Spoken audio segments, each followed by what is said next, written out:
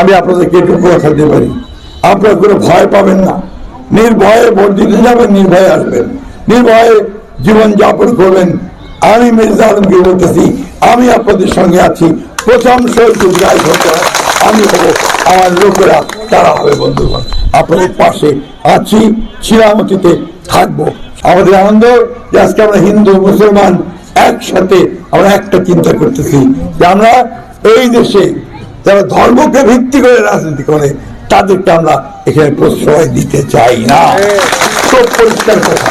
এই জন্যই আমাদের ছেলেরা স্লোগান দিচ্ছে, স্লোগানটা আমার খুব পছন্দ হয়েছে, হিন্দু মুসলমান বেঁধেছে জোট।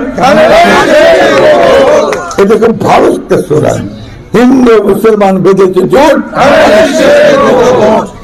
আমরা কি আপনাকে একথা বললাম যে আপনি ধানের শীষে ভোট দিয়ে স্বর্গে যাবেন বা বেহেশতে যাবেন, এই কথা বললাম? আমরা বললাম যেটা দেশের কাজ হবে, তাই না? একটা দল ওরা আমার মুসলমান ভাইদেরকে বিভ্রান্ত করার জন্য বলতেছে দাঁড়িপাল্লাতে ভোট দিয়ে নাকি বেহেশতে যাওয়া যাবে। আমার ইসলাম ধর্মের কোথাও বলা নাই।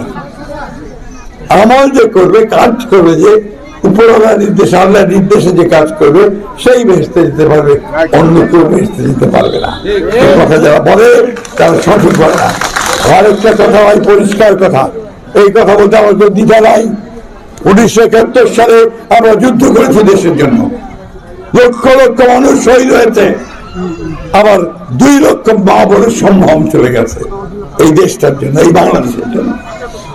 সেই সময় এই দলটা ওই পাকিস্তানিদেরকে সাহায্য করতে পারবে। ভুলে গেছেন নাকি আপনারা? বুঝছেন ভাইরা? ভুলবেন না। সুতরাং ওই দলকে বিশ্বাস করা যায় না যারা আমার স্বাধীনতায় বিশ্বাস করে নাই। এখন মাফও চায় না একদিনের জন্য, ক্ষমাও চায় নাই।